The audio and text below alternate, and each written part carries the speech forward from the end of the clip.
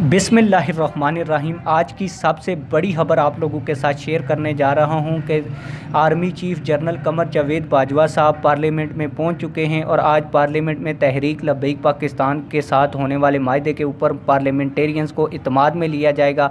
फ्रांसीसी सफ़ीर की करारदाद के ऊपर भी गुफ्तगू की जाएगी और मुल्क की सलामती और सिक्योरिटी के हवाले से भी बातचीत की जाएगी। इसलिए आर्मी चीफ और DGISPR भी इस इजलास में शिरकत के लिए पहुँच चुके हैं। लेकिन अफसोस की बात है कि इस्लामी जमहूरिया पाकिस्तान के वज़ीर आज़म इमरान खान साहब इस इजलास में शिरकत नहीं करेंगे। इंतहाई अहम मामला है, फ्रांसीसी सफ़ीर का मामला है और गुस्ताख मुल्क का मामला है और नामूस रिसालत का मामला है, लेकिन इमरान खान साहब इस इजलास में शिरकत नहीं कर रहे। आप लोगों की इस हवाले से क्या राय है?